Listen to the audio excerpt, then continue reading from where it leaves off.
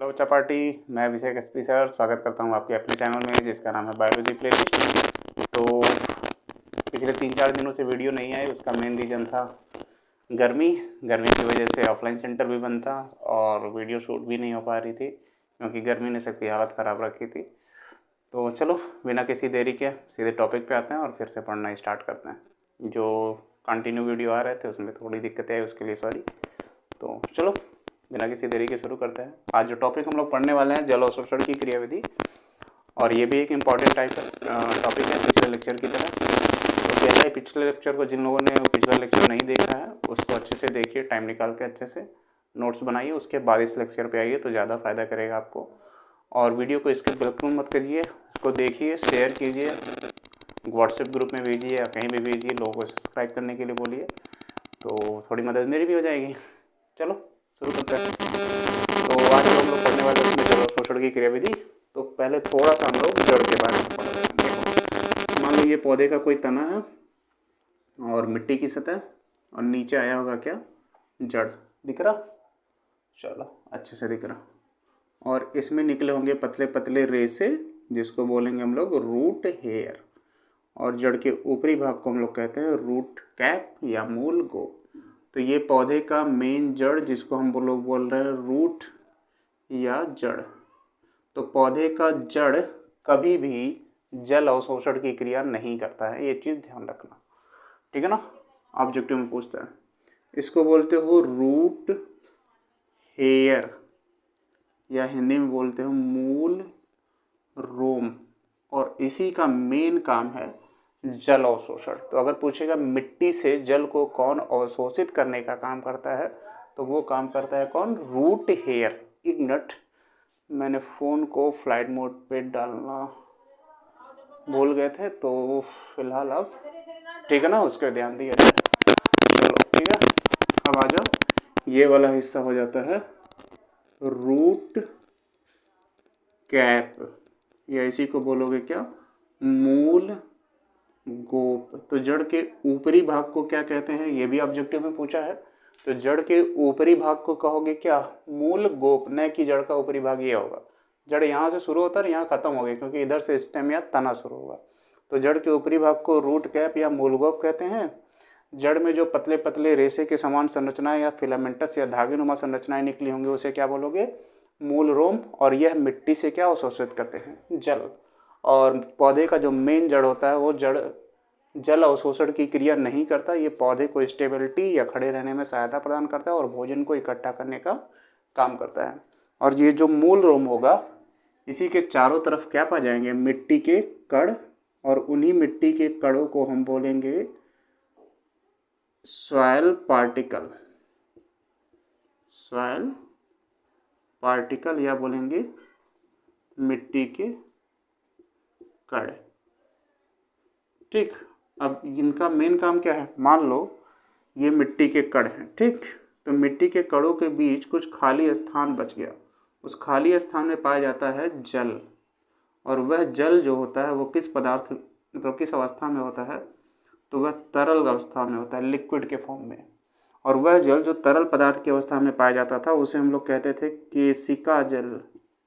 क्या कहते थे, केशिका जल, या इसी को इंग्लिश में बोलते थे कैपिलरी वाटर। तो पिछले लेक्चर में हमने जल की 4 अवस्थाओं के बारे में पढ़ा था जो मिट्टी में पाए जाते हैं, कुर्तवी जल, आर्द्रता जल, केशिका जल, और एक और कोई जल, क्रिस्टलीय जल पढ़े थे हम लोगों ने। तो उस लेक्चर को पूरी अच्छे से देखिएगा। और चारों प्रकार के जल को मिलाकर हम लोग कहते थे होलार्ड। और उन चारों प्रकार के जल में से केवल पौधे का जो मूल रोम या रूट हेयर है वो केशिका जल को अवशोषित कर पाता है, या कैपिलरी वाटर को, बाकी जल को अवशोषित नहीं कर पाता। और क्यों इसी को अवशोषित कर पाता है, क्योंकि ये तरल पदार्थ के रूप में पाया जाता था, ठीक। अब पौधे इस केशिका जल को मिट्टी के कणों से निकाल के रूट हेयर में कैसे प्रवेश कराते हैं उस पर हम लोग थोड़ा सा काम करते हैं। 1 मिनट, माइक ऑन है, हम तो भूल गए, हमको इतना देर चिल्लाना गया, ठीक है ना। चलो अब आते हैं इस पे। अब मान लो इतने फिगर को, इतने हिस्से को, ठीक, मैं बाहर बनाने की कोशिश कर रहा हूँ यहाँ पे, ठीक है ना। आगे और आप लोगों को उसमें समझाने की कोशिश करूँगा। देखो, किनारे पर एक लेयर होगा बाहर की तरफ, ठीक। तो बाहर पे जो भी लेयर आता है उसे बाह्य त्वचा कहते हैं या एपिडर्मिस। कहीं कहीं इसी एपिडर्मिस को इपीब्लेमा भी लिखा है, ठीक है ना, तो समझ जाइएगा, कोई बड़ी बात नहीं है, वही चीज़ है, ठीक है। अब ये पौधे के जड़ का बाहरी आवरण है जिसे कह रहे हैं हम लोग इपीडर्मिस,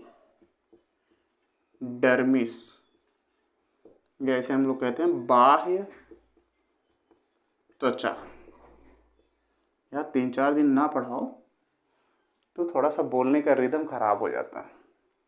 और इसको क्या कह रहा हूँ, रूट, हेयर या मूल रोम, ठीक। अब इसी मूल रोम के चारों तरफ क्या पाए जाएंगे, मिट्टी के कण, और मिट्टी के कणों के बीच जो खाली स्थान है उसी खाली स्थान में क्या पाया जाएगा, कैपिलरी वाटर। कैपिलरी वाटर, कटा नहीं ना, नहीं, ठीक है, या केशिका जल, केशिका जल। अब देखो, ये जो मिट्टी के कणों के बीच केशिका जल है, ये दो क्रिया के द्वारा क्या होगा, मिट्टी के कणों के बीच से निकलकर मूल रोम में प्रवेश करेगा। तो एक पहला टाइप जो लिखते हो जल अवशोषण की क्रियाविधि में, उसको मान लो कह रहे हो सक्रिय जल अवशोषण या एक्टिव वाटर एब्जॉर्प्शन, TION, ऐसे कह रहे हो सक्रिय जल अवशोषण, ठीक। और दूसरे को कहते हो पैसिव वाटर एब्जॉर्प्शन, या इसी को हिंदी में लिखते हो कट निंदा नहीं, ठीक है अभी, ठीक, निष्क्रिय जल अवशोषण, अवशोषण। देखो, जब भी कहीं पर सक्रिय लिखा होगा तो वहाँ एनर्जी की ज़रूरत पड़ेगी, ATP यहाँ चाहिए, और कहीं भी निष्क्रिय लिखा होगा तो वहाँ पर ऊर्जा की आवश्यकता नहीं, ठीक है ना। तो मान लो सबसे पहले हम लोग पढ़ रहे हैं कौन सा, एक्टिव वाला, सक्रिय जल अवशोषण की क्रियाविधि के बारे में पढ़ रहे हैं। मतलब ये जो जल है ये कहाँ जाएगा, पहले मिट्टी के कणों से निकलकर रूट हेयर में। तो अभी मैं जो आप लोगों को समझाने की कोशिश कर रहा हूँ उसमें सक्रिय जल अवशोषण की क्रियाविधि को समझा रहा हूँ। उससे पहले मान लो कह रहा है कि ये जो पेड़ है इसमें शाखाएं होंगी और शाखाओं में क्या आएगा, पत्तियाँ। मान लो यहाँ पत्ती है, तो पौधे की पत्तियों में पाए जाते हैं छोटे छोटे छिद्र, और उस छिद्र को हम कहते हैं स्टोमेटा या रंध्र, ठीक। और सुनो, थोड़ा सा इससे हट रहे हैं इस टॉपिक से क्योंकि उसको समझाना जरूरी है। पौधे का जड़ मिट्टी में है और मिट्टी में पाया जा रहा है कौन सा जल, केशिका जल। यह जल मान लो सीधे सीधे अभी एब्जॉर्ब हो गया, किस क्रिया द्वारा हुआ वो नहीं, उसके बारे में हम लोग अभी बात नहीं कर रहे हैं। तो पौधे प्रकाश संश्लेषण की क्रिया में मिट्टी से जल अवशोषित करते हैं और उसका कुछ भाग ऑक्सीजन के निर्माण में खर्च कर देते हैं। मतलब पौधा जो जल अवशोषित करता है उससे क्या बनना आता है, प्रकाश संश्लेषण की क्रिया में ऑक्सीजन, और जितना जल वो अवशोषित किया होगा सारा जल प्रकाश संश्लेषण में ऑक्सीजन के निर्माण में खर्च नहीं करेगा, कुछ जल पौधे का क्या करेगा, बचा के रखेगा पौधे में। तो पौधे प्रकाश संश्लेषण की क्रिया में मिट्टी से केशिका जल को अवशोषित करते हैं, उसका कुछ भाग ऑक्सीजन के निर्माण में खर्च कर देते हैं, और शेष जल पौधे की पत्तियों में उपस्थित रंध्रों द्वारा अगर वाष्प के रूप में बाहर निकलता है तो उस क्रिया को हम कहते हैं ट्रांसपीरेशन। ट्रांसपीरेशन या इसी को कहते हो वाष्पोत्सर्जन। अब वाष्पोत्सर्जन किसे कह रहे हो, पौधे प्रकाश संश्लेषण की क्रिया में क्या अवशोषित कर रहे थे, जल, और उसका कुछ भाग कहाँ खर्च कर रहा है, ऑक्सीजन के निर्माण में, और शेष जल पौधे की पत्तियों में उपस्थित रंध्रों से वाष्प के रूप में बाहर निकाल रहे हैं, तो उस क्रिया को क्या कह रहा हूँ, वाष्पोत्सर्जन। अब आ जाओ अपने टॉपिक पर, किस पे, सक्रिय जल अवशोषण की क्रियाविधि पे। अब कह रहा है सक्रिय जल अवशोषण की क्रियाविधि कब होगी, जब वाष्पोत्सर्जन की दर क्या होगी, कम होगी, और मिट्टी में जल की मात्रा क्या होगी, अधिक होगी। तो इसमें अगर मुझे लिखना हो, इस समय ट्रांसपीरेशन क्या हो रहा होगा, तेज की स्लो, तो इस समय ट्रांसपीरेशन हो रहा होगा स्लो, और मिट्टी में जो जल की मात्रा होगी वो होगी क्या, अधिक। तो पौधे सक्रिय जल अवशोषण की क्रिया कब करते हैं, जब पौधों में वाष्पोत्सर्जन की दर क्या हो, धीमी हो, और मिट्टी में जल की मात्रा क्या हो, अधिक हो। अब देखो क्या हो रहा है, मिट्टी में जल अधिक है तो यह जल अधिक सांद्रता से कहाँ जाएगा, कम सांद्रता की ओर, और उस क्रिया को क्या कहते हो, परासरण या ऑस्मोसिस। हुआ क्या, कैपिलरी वाटर ऑस्मोसिस या परासरण की क्रिया द्वारा मिट्टी के कणों से निकलकर कहाँ चला गया, रूट हेयर में। ठीक है ना, मतलब परासरण किसे कहते हो, जब जल के कण अधिक सांद्रता से कम सांद्रता की ओर जाते हैं तो इस क्रिया को परासरण कहते हैं। सक्रिय जल अवशोषण की क्रिया कब होती है, जब पौधे में वाष्पोत्सर्जन की दर धीमी हो और मिट्टी में जल की मात्रा अधिक होती है। इस क्रिया में मिट्टी के कणों में उपस्थित केशिका जल परासरण की क्रिया द्वारा मिट्टी के कणों में उपस्थित खाली स्थान से निकलकर मूल रोम में प्रवेश कर जाता है, और मूल रोम में प्रवेश करने के पश्चात ये जाएगा, उसके बाद की कोशिकाओं में सबसे पहले पहुंचेगा कहाँ पर, एपिडर्मिस या बाह्य त्वचा में। फिर पहुंचेगा वह जल कहाँ पर, पौधे के कॉर्टेक्स या वलकुट वाले भाग में। तो मैं ज़्यादा नहीं बना रहा हूँ, चलो 4 लेयर में बना रहे हैं, क्योंकि इसके पहले वाले लेक्चर में हम लोगों ने इसको पूरे अच्छे से डिटेल में पढ़ा है। ठीक है ना, तो ये पहुंच रहा है कहाँ पर, यहाँ से निकल कर पहले एपिडर्मिस में, एपिडर्मिस से निकलकर वलकुट या कॉर्टेक्स वाले भाग में, और ऐसे आगे बढ़ रहा है कहाँ से, अधिक सांद्रता से कम सांद्रता की ओर, किस क्रिया द्वारा, परासरण की। तो इस क्रिया को हम लोग क्या कह रहे हैं, इस जगह के क्या कह रहे हैं, कॉर्टेक्स या वलकुट। ठीक, अब यहाँ से निकल कर आएगा कहाँ पर, इंडोडर्मिस में या अंतःत्वचा में, और इंडोडर्मिस से सटे एक लेयर और होगा जिसे कहोगे पेरी साइकिल। तो इसको कह रहे हो पेरी साइकिल, और इसको कह रहे हो इंडोडर्मिस या अंतः त्वचा। ठीक है ना, हम लोग इसको कह रहे हैं पेरीडर्मिस, पेरीसाइकिल इसके अंदर, और उससे सटे क्या है, एंडोडर्मिस। तो ये जो जल था वो निकल के आया मिट्टी के कणों से रूट हेयर में परासरण की क्रिया द्वारा, फिर रूट हेयर से एपिडर्मिस में, फिर कॉर्टेक्स में, फिर इंडोडर्मिस और पेरीसाइकिल के बीच में होता है एक सेल जिसको कहते हैं हम लोग पैसेज सेल। पैसेज सेल कहाँ पहुँच गया, पैसेज सेल में। और पैसेज सेल से पहुँचेगा पौधे के सेंटर मध्य भाग में, जिसको हम लोग कह रहे हैं पित्त, और इस पित्त वाले भाग में पाई जाती हैं जाइलम और फ्लोएम की कोशिकाएं। तो ये संरचना हम लोगों ने उसके पहले हम लोगों ने पढ़ लिया अच्छे से। ठीक है ना, तो प्रोटोजाइलम मेटाजाइलम ये होगा। तो सीधे सीधे समझो जाइलम की कोशिकाएं ही जल अवशोषण की क्रिया में क्या कर रही थी, सहायता प्रदान कर रही थी। ठीक, गर्मी फिर से स्टार्ट हो गई। ठीक, हुआ क्या, शुरू से मैं एक बार समझाने की कोशिश कर रहा हूँ। ठीक है ना, 1 मिनट।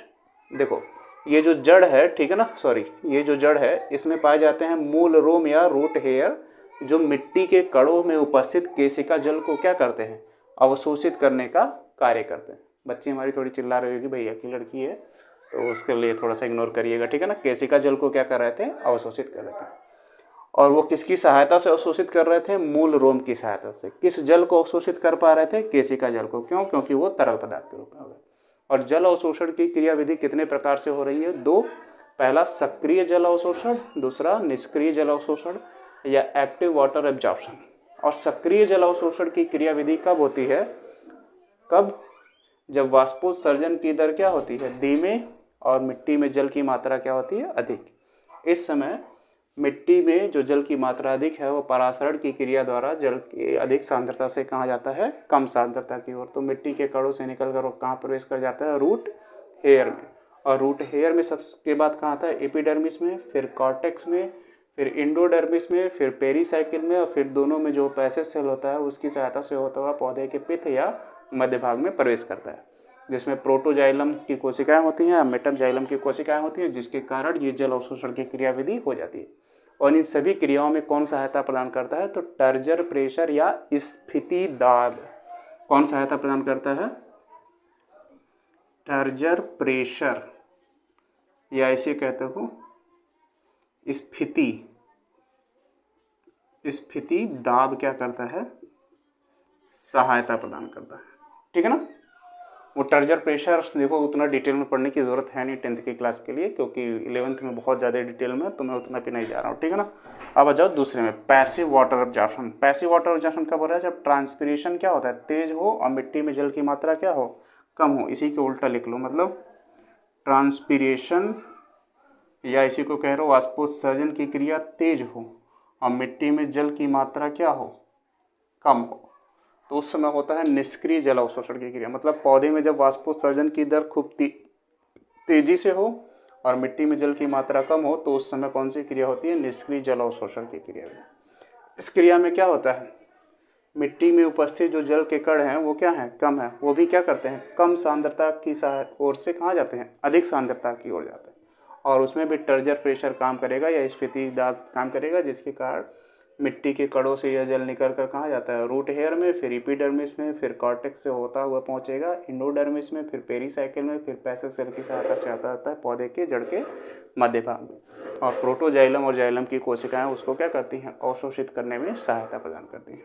तो एक बार मैं फिर से पूरा रिवाइज कर रहा हूँ। ठीक है ना। ज़्यादा लंबा लेक्चर नहीं है, आप लोगों को देखने में आसानी भी होगा। देखो, जल अवशोषण की जो क्रियाविधि है, ठीक है ना, उसमें होता क्या है कि मिट्टी में जो पौधे का जड़ है वो जल अवशोषण की क्रियाविधि नहीं करता।